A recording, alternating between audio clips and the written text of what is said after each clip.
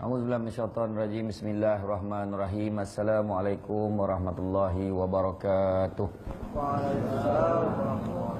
Alhamdulillah, alhamdulillahil alamin, wassalatu wassalamu ala asyrafil anbiya wal mursalin wa ala alihi wa sahbihi ajmain. Subhanaka la ilma lana illa ma 'allamtana innaka antal alimul hakim. Rabbi shrah li sadri wa yassir li amri wahlul 'uqdatam min lisani yafqahu qawli. Jadi alhamdulillah kita diberikan kesihatan untuk berada dalam majlis ilmu pada hari ini, yang mana sebelum ini saya pernah menyentuh tentang takut kepada Allah. Maka pada hari ini, setelah kita cerita tentang takut kepada Allah, hari ini saya akan kongsi tentang menangis kerana takut kepada Allah Subhanahu Wa Taala. Pernah tak kita nangis sebab takut ke Allah Taala? Kalau tanya takut tak takut, tapi pernah tak nangis kerana Allah? Saya tanya diri sendiri. Dia tu bila saya sebut tanya kan, dia mesti akan pandang kawan dia. Dan wahal saya tanya diri sendiri tu. Macam contoh, cuba tengok tapak tangan. Cuba tengok tapak tangan. Tengok tapak tangan. Masing-masing semua tengok tapak tangan. Buat tengok tapak tangan. Sebab yang ni boleh uji secara psikologi sebenarnya. Nah, tengok yang tu pun sama, nampak tu. Dia tengok tapak tangan, dia tetap nak tengok tapak tangan orang lain. Nampak tak? Tinjau waktu, ya Allah tapak tangan. Tengok tapak tangan, yang ni boleh uji secara psikologi sebenarnya kan. Tak percaya dah tengok tapak tangan. Sebenarnya kita boleh uji hati kita lembut ke keras sebenarnya. Sekarang ni dengan arahan saya dah tengok tapak tangan tu kan. Cuba kita tengok kuku. Wah, dah turun. Kawan nampak. Pasti kawan sebelah tak tahu rahsia kita simpan. Kita tahu cara kita tengok kuku. Cara psikologi ni bila tengok tapak tangan, kalau kita tengok kuku kita kan, kalau nak tengok hati dia keras kan. Dia bukannya dia tegas lah, walaupun dia perempuan lembut. Tengok kuku dia tengok macam ni. Mau dia korek hati tu. Usah dogi nampak lembut. Dia tengok tapak tangan. Tadi lelaki tidak dekat tu tengok kuku macam ni. Alah, gitu kan. Ada juga yang itu makna dia sensitif. Dia bukannya lembut dah, tapi dia sensitif. Jadi telah berkata Abu Laits, sesungguhnya Allah mempunyai para malaikat di langit 7 bersujud sejak Allah menciptakan mereka sampai hari kiamat. Mereka takut menerhakai Allah. Ketika hari kiamat mereka mengangkat kepala seraya berkata, Maha suci Engkau, kami telah menyembah Engkau dengan sesungguhnya. Demikian inilah yang tersebut dalam firman Allah sebagaimana di dalam surah An-Nahl ayat 50. Mereka itu malaikat takut kepada Tuhan di atas mereka dan mereka memperbuat apa-apa yang disuruh. Rasulullah SAW bersabda, ketika tubuh seorang hamba bergetar kerana takut kepada Allah, berguguranlah dosanya bagai dedaun jatuh dari pohonnya. Ya? Seorang hamba bergetar kerana takut, bergetar, maknanya rasa takut menggigih-gigih lah. Contoh, ya Allah, takut macam tu kan. Maka berguguranlah dosa-dosanya. Pernah tak kita takut sampai macam tu? Ada seorang lelaki abid yang menanggung keluarga yang ramai. Dia ditimpa kecelakaan, susah hidup dia. Maka pada ketika itu dia dah tak larat, dia dah uzur, dia dah terbaring. Maka dia pesan pada isteri dia, kita ni dah susah, anak pun dah kelaparan. Dia cakap dengan isteri dia, kau pergilah kat rumah orang kaya ni. Pergi kat rumah seorang kaya ni, kau cuba minta tolong dengan dia. Mintalah tolong dengan dia, mintalah apa-apa bantuan dekat dia. Maka perempuan ni pergilah jumpa dengan lelaki kaya ni. Bila jumpa dengan lelaki ni, dia beritahulah hajat dia nak minta tolong. Maka lelaki tu terus cakap, mahukah engkau menuruti kehendakku? Kerana aku ingin bersama dengan engkau. Terperanjat perempuan tu terus balik. Perempuan tu tak nak. Bila balik rumah, sampailah di rumah. Sampai di rumah, dia tak tahan dengar rengekkan anak-anaknya. Laparnya, mak, lapar. Bila dengar macam tu, tak sampai hatinya. Maka dia ulang balik pergi ke rumah orang kaya tu tadi. Bila pergi ke rumah orang kaya tu tadi, dia pun jumpa orang kaya tu. Dia kata, aku bersetuju dengan syarat-syarat engkau. Maknanya dia akan bagi bantuan hanya kalau bersama dengan orang kaya ni. Waktu nak bersama ni, belum bersama lagi tau, nak bersama. Dia pegang perempuan tu, menggigit-gigit, mengeletar-ngeletar dia. Maka orang kaya ni tanya, kenapa? Apa dah jadi dengan kau ni? Dia kata, kerana sesungguhnya aku takut akan Allah Subhanahu Wa Taala. Aku yakin Allah Taala sedang melihat kita. Maka barulah orang kaya ni tersentak, barulah dia tersedar sesungguhnya Allah nampak perbuatannya. Dia malu dengan perempuan ni. Maka dia bagi segala kekayaan pada perempuan ni, bagi beberapa bantuan, bagi dekat perempuan ni. Perempuan ni balik, selesailah masalah dia yang susah tadi. Tetapi dia ni malu benar. Tetapi bila dah malu benar, dia bertaubat dengan sesungguhnya. Ya, bila bertaubat dengan sesungguhnya, Sampailah dia meninggal dunia. Kemudian Allah memberi wahyu kepada Nabi untuk maklumkan kepada dia ni. Sebab rupa-rupanya dia ni dimasukkan ke dalam syurga. Sebab apa? Disebabkan dia mengelakkan diri dia daripada terjebak dengan benda-benda tak baik maksiat tu tadi. Nampak? Kan? Bila cerita pasal menangis ni, cuba tengok. Belum cerita lagi tentang kes-kes lain. Wah, ada kes-kes ni. Contoh macam Sa'labah. Sa'labah kan, seorang remaja. Seorang remaja pada zaman Nabi. Nabi gemar dengan Sa'labah ni sebab Sa'labah ni gemar mendapatkan apa yang Nabi nak. Ada sekali tu dia suruh, kau carikan satu keperluan untuk aku. Carilah, dia pun cari. Ketika dia melalui satu jalan nak cari barang untuk Nabi ni, cari. Tak macam mana dia lalu satu rumah. Kan dulu pintu bilik air zaman dulu dia pakai tirai kain ni lah. Tiup kat kain, rap tu salah nampaklah perempuan tengah mandi. Ya Allah, bila dia nampak, dia tahu tutup mata berlari. Dia menyuruk dekat dalam satu gua tu, kat atas bukit tu. Menyuruk dekat situ. Malu dia. Sebab dia takut malaikat menyampaikan berita dia ternampak tu sampai kepada Nabi. Dia takut, dia malu benar dan dia takut akan turun pula ayat sebab dosa yang dia buat. Bayangkan, ternampak tau, bukan saja cari. Tertengok. Kalau kita lah tertengok, apa pandangan kita? Rezeki, tu tak? Ternampak, tapi dia ni ternampak menangis, dia malu dah. Ya Allah, malu. Sampai nak kira kalau gambaran tu tabah betul lah pipi tu kan. Bongkak tabah macam tu. Ya Allah, malu bila dia ternampak dekat dalam, dia ternampak kat perempuannya tadi. Kita tengok satu kisah lagi, Abu Bakar Al-Miski. Abu Bakar Al-Miski ni selepas zaman sahabat. Macam mana ada seorang pelacur dicabar, kalau kau boleh godalah Abu Bakar ni, hebatlah kau, dia tu. Datang pelacur ni, datang ke rumah dia. Nak dipoluk kalau kita macam mana? Nak dipoluk pelacur tu lawa, osah lawa, grade A, double A, Musang King. Agak kan, D24 kan, macam ni kan. Agak apa kita buat Apa kita buat? Kita akan tolak konon. Ya, macam kan. Dia macam ni, apa Abu Bakar ni buat? Abu Bakar kata sekejap, dia masuk dalam bilik air, dia ambil najis, dilumurkan pada badan dia. Dia keluar balik, kau poluk dan sekarang. Belah perempuan tu, lari dah. Tak berani ni poluk. Busuk, busuk. Lepas pada itulah dia digelar sebagai Abu Bakar Al-Miski. Maksud Al-Miski ni adalah kasturi.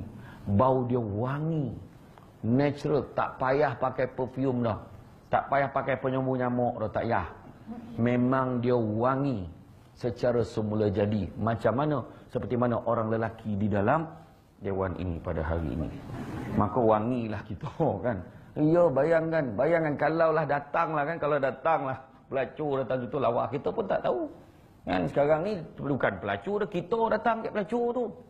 Kan kadang-kadang bukan kat pelacur lah, pergi jalan-jalan kat lumpur tu. Jalan kat ada satu jalan kat lumpur tu lah. Kan penuh kan. Urut kan. Urut, sakit.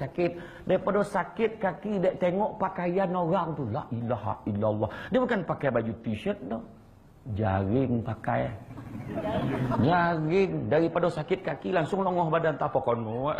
Belakang ni tertimbul sakit belakang. Dah mula dah masuk dalam bilik. Tu yang tak nak tu. Kan? Tu kadang-kadang tu lah. Kita ni kena jago-jago lah. Kita dah tahu jalan tu, ramai orang macam tu pergi jalan situ baik apa. Tak? Kan tadi dalam yang lepas-lepas saya beritahu kan, yang tadi yang saya sebut tadi, yang ketujuh jago, yang keenam terjaga langkah kaki dia, tak pergi tompek-tompek yang dah tahu dah ada ancaman kan. Betul lah orang cakap pergi masjid. Ada yang cakap tu, alah kau pergi masjid belum tentu lagi elok perangai kau. Tu orang kita cakap tu. Kau pergi masjid belum tentu lagi elok perangai kau. Memang betul, belum tentu elok, tapi ada harapan elok. Ada harapan. Tu belum tentu seorang yang cakap, alah pergi disko belum tentu li tak elok. Memang betul, tapi belum pernah li yang bontang sejadah semayang kat tengah disko tu. Tak pernah kan. Ada harapan tak elok kan. Itu sebab peduli kan. Saya selalu pesan, kalau nak buat baik ni jangan kira orang. Nak buat baik jangan fikir orang. Fikir Allah Ta'ala.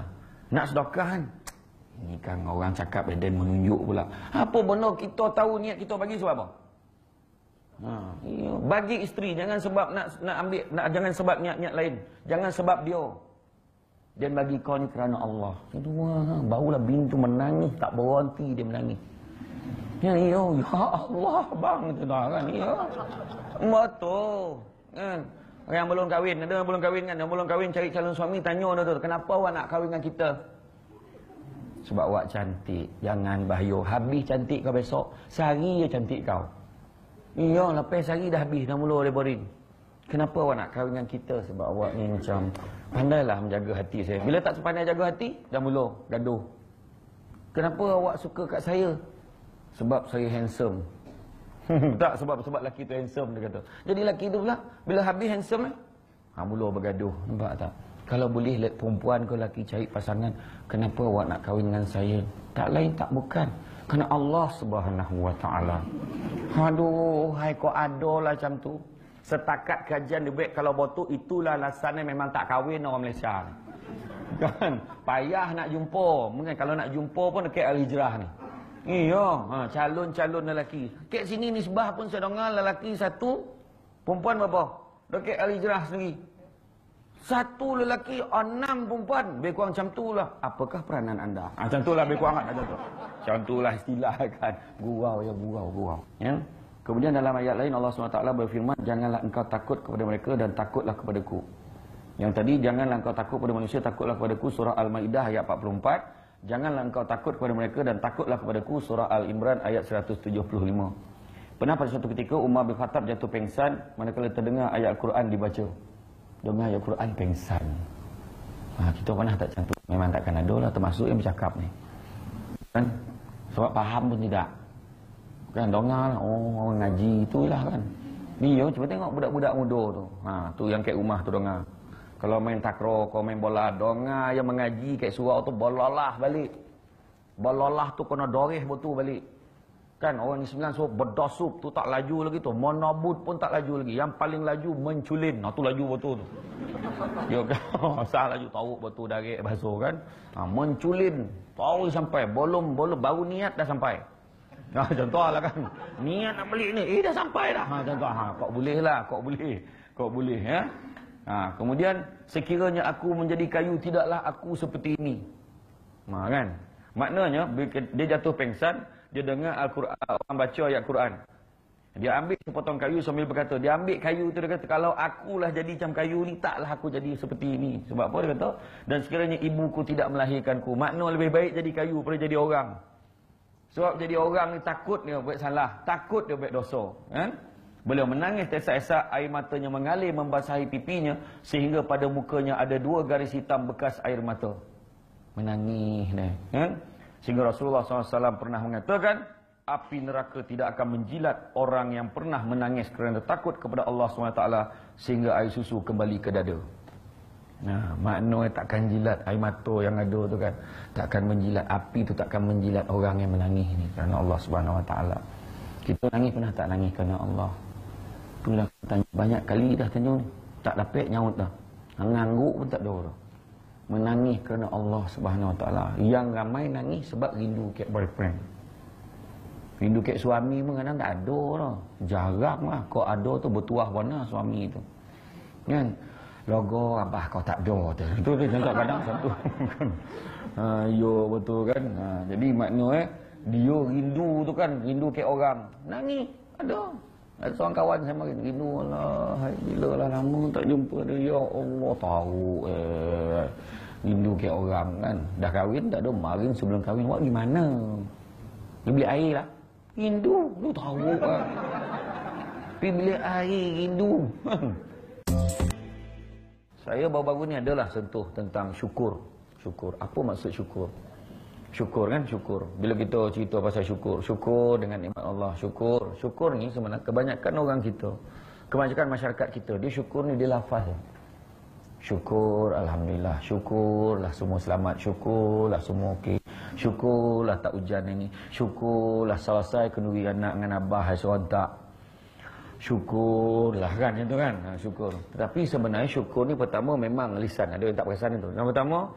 Yang pertama lisan kena sebut. Memang betul. Dia ada 3. Syukur ni dia mesti ada datang dengan 3. Pertama kita sebut syukur alhamdulillah. Mana syukur tu kepada yang berhak. 1. Yang kedua hati kita. Hati kita mesti memperakui segala nikmat yang kita dapat, semuanya datang pada Allah. Manusia-manusia yang datang kat kita tu hanyalah perantara sahaja. Perantara sahaja. Dan kemudian yang ketiga, daripada aspek perbuatan kita. Tiga. Pertama, sabut. Kedua, hati memperakui nikmat tu pada siapa. Jangan sebut-sebut, oh mujurlah dia tolong, dan kalau tidak susah ni. Kedua. Yang ketiga, perbuatan. Tak buat dia benda dengan nikmat yang dia ada tu, dia tak buat benda-benda yang menyalahi undang-undang Islam. Tak buat dia benda-benda maksiat, tak buat. Contoh, kita contoh senang, dapat naik pangkat. Alhamdulillah dapat naik pangkat, Allah Ta'ala izinkan dan makbulkan segala doa aku milik Allah. Dalam hati memperakui nikmat ni dapat kenapa? Kerana Allah Ta'ala buka mata orang-orang keliling kita, nampak kelebihan kita. Kalau tak, memang kita tak dapat memperakui. Dan dengan perbuatan, dah dapat kerja tu, buat elok. Jangan pula, wah aku dah besar pangkat, kan, wah ini dah masa aku lah untuk konorkan orang. Jangan. Dia lagi tinggi pangkat, lagi lambat balik tu. Kerani boleh balik ke 5. Ketua kerani ke 6.5. Penyelia ketua unit balik ke 8 malam. Kemudian bos kepada penyelia tu tadi, dia balik ke 11 malam. CEO memang tak balik. CEO kena duduk tahu kat studio tu. Agaklah. Agak tak ada lah. Maksudnya dia tanggungjawab dia lagi besar. Kena sadar benda tu. Kena sadar benda tu. Sebab kehidupan kita ni kan kadang-kadang dia melalaikan kita. Melalaikan kita. Apa kita buat? Allah, tak sadar kita buat salah macam ni. Tak sadar kita buat begini. Tak sadar kita buat begitu. Saya tengok kisah Nabi Isa. Nabi Isa AS. Sahabat dia tanya, wahai Isa, aku nak ikut kau pergi bermusafir. Nabi Isa kata boleh. Boleh kau ikut dia dengan syarat susah sesama, senang sesama. Boleh tak kau setuju tu? Boleh. No hal, no problem. Wah, tu cakap saya lah. Dia tak cakap macam tu. Dia kata boleh, tak ada masalah. Maka dalam perjalanan bawa dia 3 kopeng huti. 3 kopeng huti bawa. 3 kopeng huti. Jalan. Kemudian Nabi Isa kata, okey, break sekejap, berhenti. Rehat dekat kau nak makan, kau makan lah, berhenti kat sebatang pokok tu. Jadi sahabat ni tadi makan. Nabi Isa kata dia nak pergi ke kampung tu. Pergi ke kampung. Tinggal seorang, ada 3 ruti. Dia makan sekoping. Sedap pula ruti ni. Aisyah ni tak makan banyak dah. Tak perasan dia dah. Dia pun makan sekoping. Lidah dia makan 2. Tadi dah janji kan. Susah sesama, senang sesama. Nabi Isa balik. Allah Ta'ala dah bagi ilham kat dia. Nampak dia. Kenapa ruti ni tinggal sekoping? Siapa makan ruti ni? Entah. Tak tahu. Menipu pula dia. Nampak? Dah nampak tak? Dia tak boleh susah sesama. Nampak tak? Tak apalah, teruskan perjalanan. Jalan. Tos rompak dengan seekor biawak dop dah mati. Dah mati biawak dop ni. Sian ni. Nabi Isa kata. Nabi Isa jap. Nabi Isa ambil. Baca doa sikit. Dia hambui yang melintin biawak tu. Hidup dah balik. Hidup dia. Heran tak kau? Nabi Isa tanya. Heran. Ini tak heran. Kenapa pula? Ini tak heran. Paling heran orang makan ruti tapi tak ngaku. Ngaku tak kau? Tak ada. Tak ngaku kan gitu. Tak apa, jalan. Teruskan perjalanan. Jalan. Terjumpa dengan sebatang sungai.